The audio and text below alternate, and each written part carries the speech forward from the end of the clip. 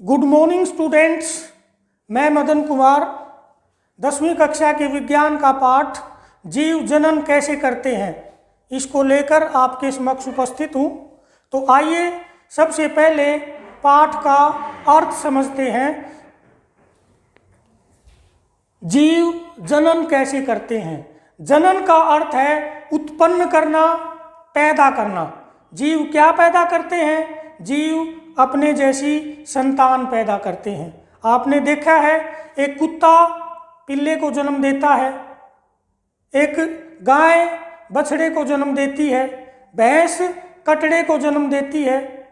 तो जीव अपने जैसी संतान पैदा करते हैं, इसे ही हम जनन कहते हैं। तो जनन की परिभाषा हुई जीवों द्वारा अपने जैसी संतान पैदा करके अपना वंश बढ़ाने की क्रिया को जनन कहते हैं। आप जानते हैं कि जीवों के शरीर में अनेक प्रक्रियाएं होती हैं। जैसे जीव भोजन खाते हैं और उसका प्रयोग अपने शरीर की वृद्धि के लिए करते हैं, अर्थात जीव अपना पोषण करते हैं। सांस लेते हैं यानी श्वसन करते हैं। और शरीर के अंदर आपको पता है बहुत सारी जैव रासायनिक क्रियाएं होती हैं, उनके अंदर अनेक हानिकारक पदार्थ बनते हैं। तो उन हानिकारक पदार्थों को शरीर से बाहर निकालते हैं, उसे हम उत्सर्जन कहते हैं। अर्थात जीवों के अंदर महत्वपूर्ण प्रक्रम कौन से हैं? जीव पोषण करते हैं, श्वसन करते हैं, उत्सर्जन करते हैं। ये आवश्यक प्रक्रम है। अर्थात यदि जीव पोषण नहीं करेगा तो कुछ समय के पश्चात, कुछ दिनों के पश्चात उसकी मृत्यु हो जाएगी। इसी प्रकार यदि वह सांस नहीं लेता है तो भी उसका जीवित रहना संभव नहीं है। उसी प्रकार उसके शरीर में अनेक हानिकारक पदार्थ बनते रहते हैं। यदि वो शरीर से बाहर न निकले तो भी उसकी मृत्यु निश्चित है। यानी उत्सर्जन भी जीवों के जीवित रहने के लिए एक आवश्यक प्रक्रम है। तो क्या जनन भी जीव के जीवन के लिए आवश्यक है? बिल्कुल नहीं, क्योंकि यदि जीव अपने जीवन काल में जनन नहीं भी करता तो भी वह जीवित रह सकता है और जनन न करने से उसके शरीर पर कोई प्रभाव नहीं पड़ेगा। अब प्रश्न ये उठता है कि यदि जीव के लिए जनन आवश्यक नहीं है तो फिर जनन का क्या महत्व है? जनन का एक महत्व तो ये है कि इसके द्वारा जीव अपना वंश बढ़ाते हैं। और दूसरा जनन का महत्व है कि प्रकृति में हमें जो विभिन्न प्रकार के जीव जंतु और पेड़ पौधे दिखाई देते हैं वो जनन के कारण ही संभव है। मान लो कोई जीव जनन नहीं करे तो जैसे उसकी मृत्यु हो जाएगी, मृत्यु के तुरंत बाद वह प्रजाति, वह स्पीशीज समाप्त हो जाएगी पृथ्वी से। इसलिए इस पृथ्वी पर जीवों की, प्रजातियों की उत्तरजीविता को बनाए रखने के लिए जनन आवश्यक है। आप रोजाना देखते हैं कि बहुत सारे जीव मर जाते हैं। जीव की मृत्यु के बाद वह जीव तो इस धरती से चला जाता है मगर उस जीव की प्रजाति कभी समाप्त नहीं होती। क्यों? क्योंकि मरने से पहले वह अपने जैसी बहुत सारी संतानें पीछे छोड़ जाता है। इसलिए इस धरती पर, इस प्रकृति में जीवों की, प्रजातियों की उत्तरजीविता के लिए जनन एक आवश्यक प्रक्रम है। अब प्रश्न बनता है कि जीव अपने जैसी संतान ही क्यों पैदा करते हैं? आप देखते हो कि जीव अपने जैसी ही संतान पैदा करता है। इसका उत्तर खोजने के लिए हमें कोशिका की संरचना देखनी पड़ेगी।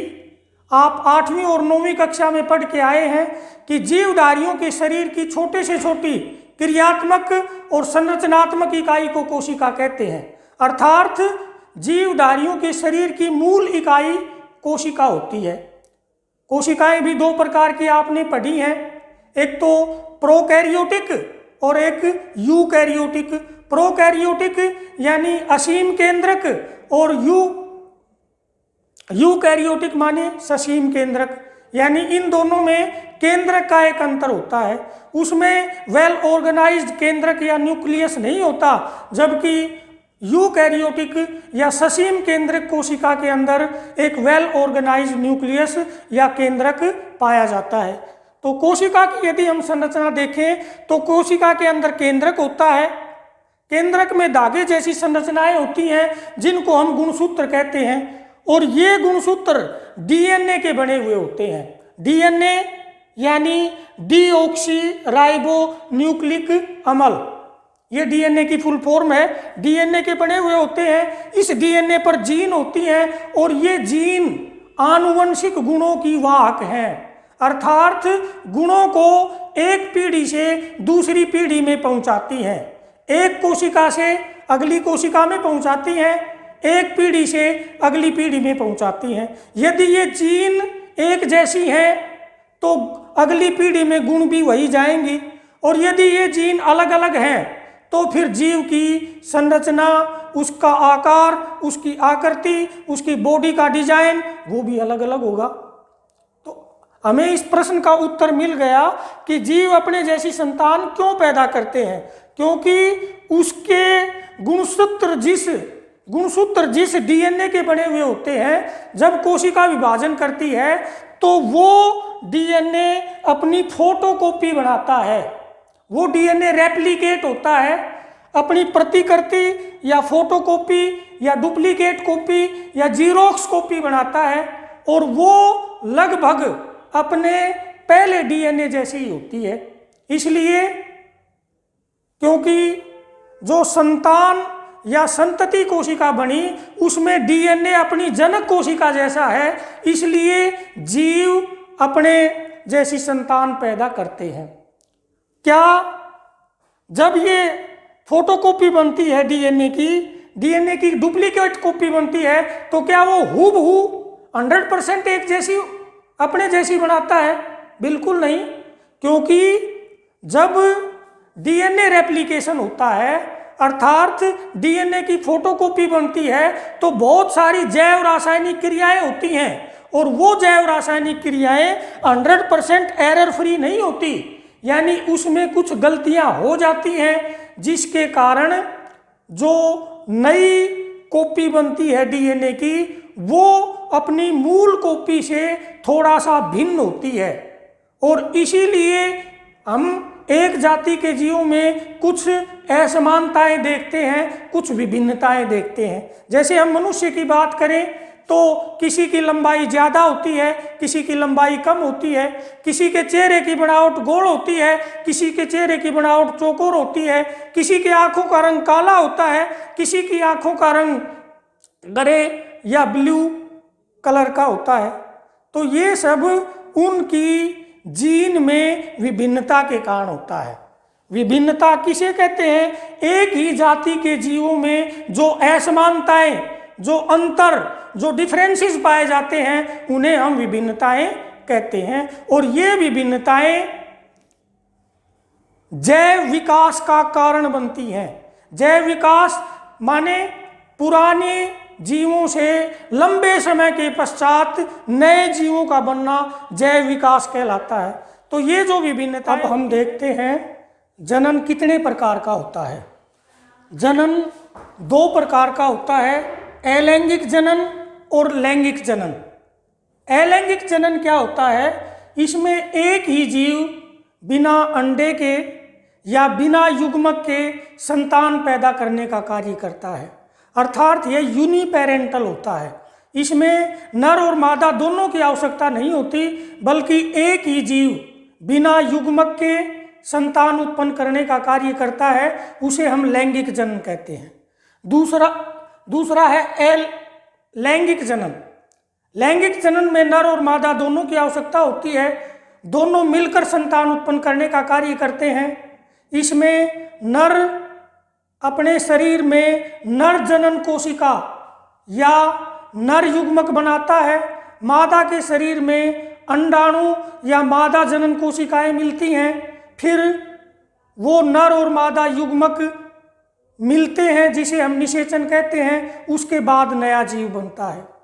तो अलैंगिक जनन में एक ही जीव बिना अंडे के या बिना युग्मकों के संतान पैदा करता है, जबकि लैंगिक जनन में नर और मादा दोनों जीवों की आवश्यकता होती है जनन करने के लिए या अपनी संतान पैदा करने के लिए।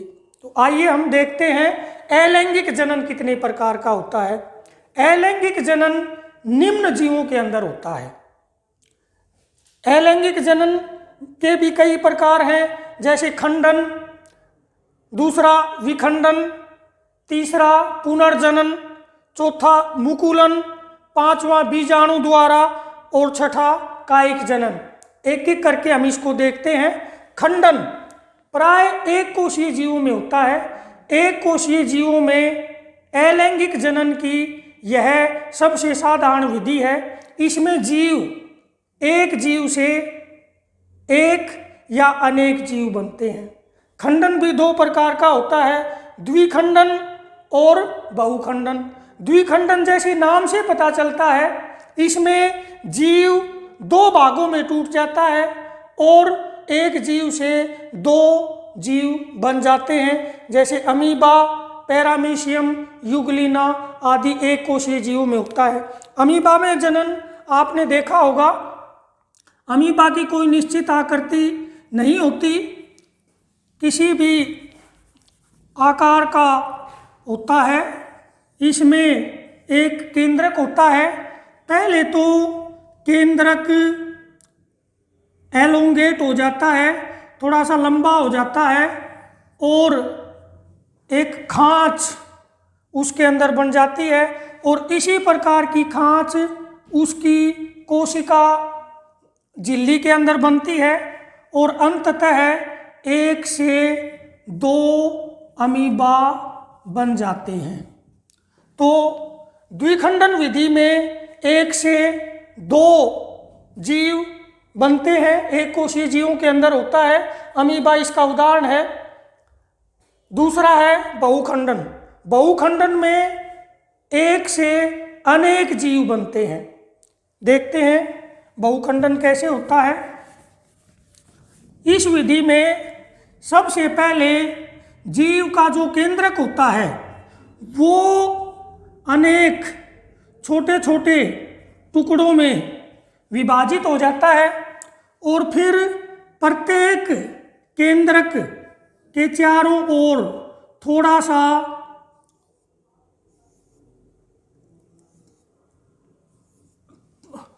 सा कोशिका द्रव्य उसको घेर लेता है और इस प्रकार एक से कई केंद्रक बन जाते हैं। बाद में यह जो बाहर की झिल्ली है ये टूट जाती है और ये जो छोटे छोटे जीव बने थे ये बाहर मुक्त हो जाते हैं इसके टूटने पर।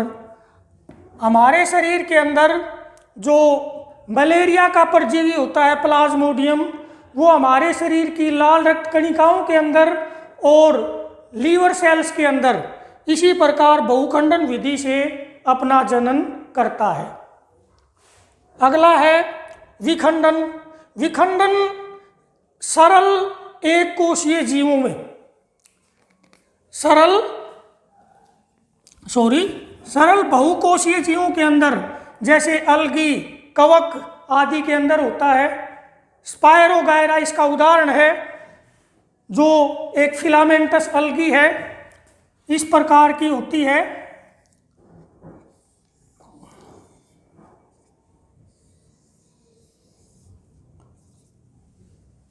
किसी कारण से यह टुकड़ों में टूट जाती है और प्रत्येक टुकड़ा एक नए जीव के रूप में विकसित हो जाता है। मान लो यहाँ पुरानी कोशिकाएं मर जाएं तो भी इसके टुकड़े हो जाएंगे, या पशुओं के द्वारा इसके टुकड़े हो जाएं तो प्रत्येक टुकड़ा एक नए जीव के अंदर विकसित हो जाता है।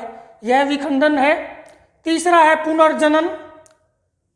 पुनर्जनन क्या होता है? आपने देखा होगा छिपकली के पीछे जब कोई उसका शत्रु जानवर लग जाता है तो वह अपनी पूंछ को तोड़ देती है, और यदि हम उस छिपकली का कुछ दिनों तक अवलोकन करें, उसको देखते रहें, तो हम ये पाएंगे कि उस छिपकली के कुछ दिनों के बाद नई पूंछ लग जाती है। यही पुनर्जनन है।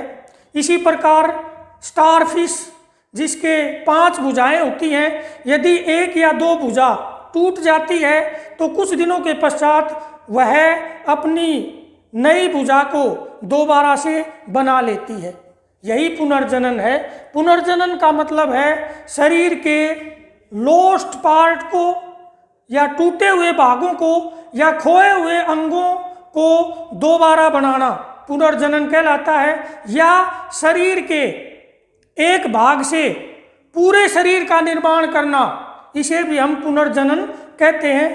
पुनर्जनन जीवों के अंदर इसलिए होता है क्योंकि उनके अंदर टोटिपोटेंट सेल्स होती हैं। वे कोशिकाएं होती हैं जो दोबारा से विभाजन करके पूरे शरीर का निर्माण कर देती हैं। इसका उदाहरण है प्लेनेरिया और हाइड्रा। प्लेनेरिया में यदि आप देखोगे तो इस प्रकार की उसकी संरचना होती है, और जब ये प्लेनेरिया 2 या 3 भागों में टूट जाता है, ये इसके हमने 3 खंड कर दिए,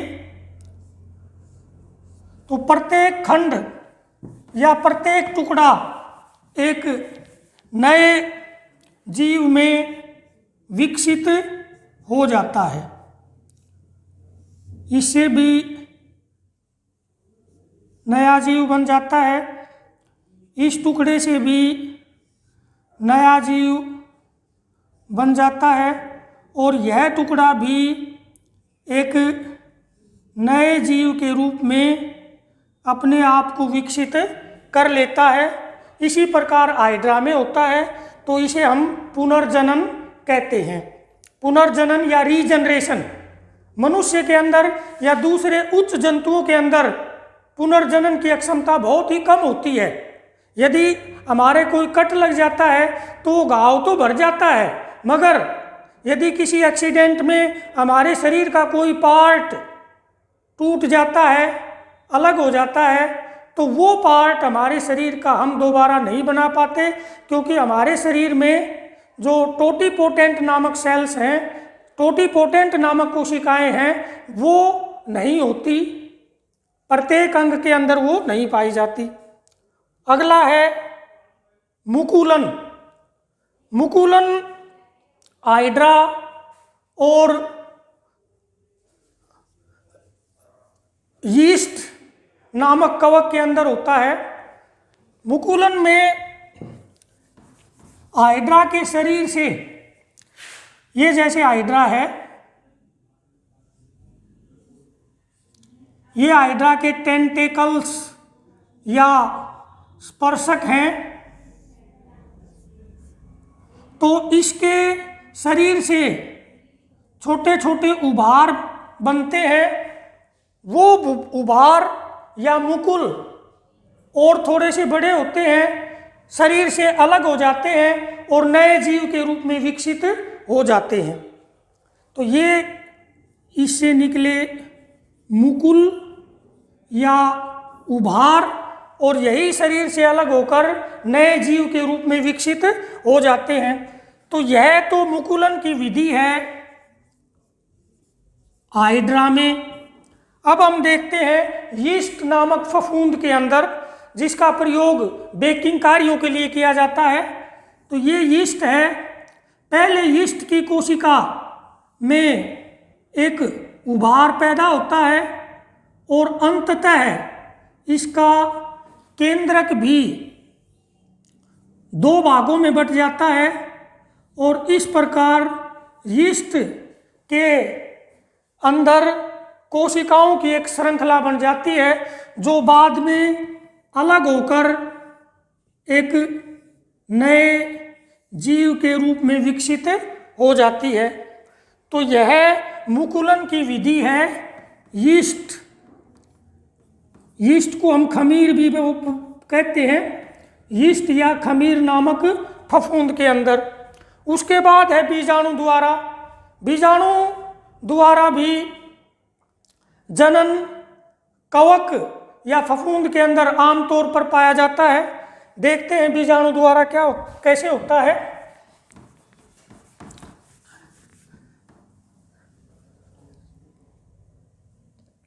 राइजोपस एक कवक है जो इस प्रकार से माइसीलियम या कवक जाल बनाती है और उस कवक जाल में ऊपर की ओर छोटे छोटे तंतु निकलते हैं जिनके ऊपर गोल गोल संरचनाएं लगती हैं। इन गोल गोल संरचनाओं को हम बीजाणुधानी कहते हैं। ये उसका कवक जाल है। ये तंतु है, ये बीजाणुधानी है। इन बीजाणुधानियों के अंदर जो केंद्रक होते हैं वो बार बार विभाजित होकर अनेक केंद्रक बनाते हैं और प्रत्येक केंद्रक के चारों ओर थोड़ा सा साइटोप्लाज्म या कोशिका द्रव्य उसको घेर लेता है। तो इस प्रकार जो अंदर एक कोशिकीय संरचना बनती है उसको हम बीजाणु कहते हैं। बीजाणुधानी के अंदर पाए जाने वाली एक कोशिकीय संरचना है।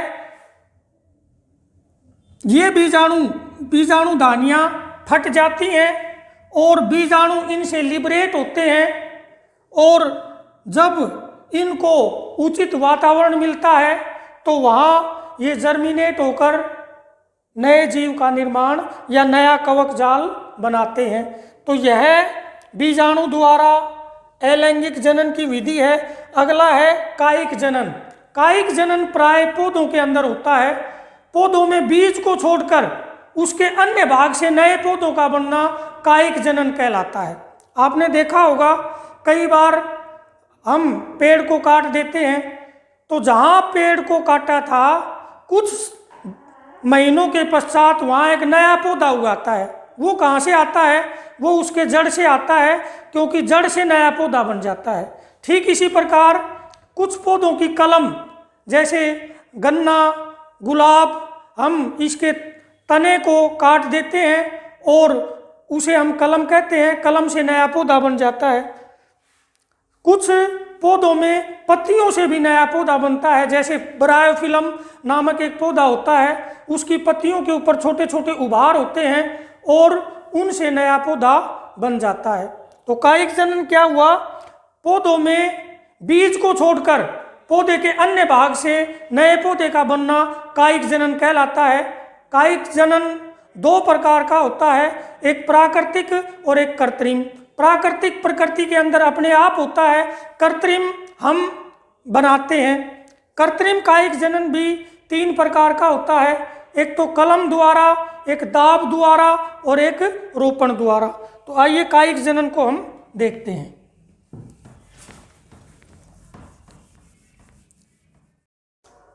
कायिक जनन दो प्रकार का होता है, प्राकृतिक कायिक जनन, दूसरा कृत्रिम कायिक जनन।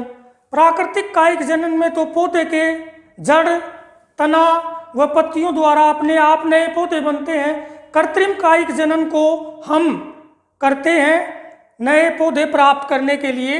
कृत्रिम कायिक जनन तीन प्रकार का होता है, कलम द्वारा, दाब द्वारा और रोपण द्वारा।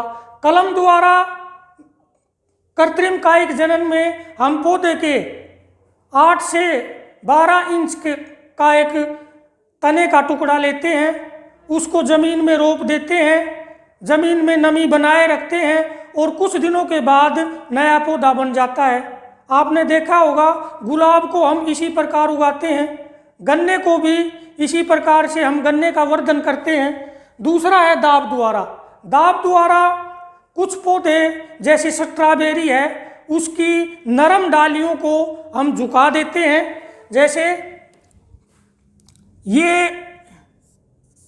इसका पौधा है स्ट्रॉबेरी का। स्ट्रॉबेरी की जो टहनियाँ होती हैं उन टहनियों को हम डिफोलिएट कर देते हैं बीच में से, अर्थात उसकी पत्तियों को तोड़ देते हैं और उसको इस प्रकार जमीन के अंदर दबा देते हैं कि जो ऊपर वाला सिरा है वो जमीन से बाहर रहे। कुछ दिनों पश्चात जहाँ से हमने उसको दबाया है वहाँ जड़ें निकलनी शुरू हो जाती हैं और एक नया पौधा बन जाता है। इसको यहाँ से हटाकर जहाँ हमें ज़रूरत होती है वहाँ उसको लगा देते हैं।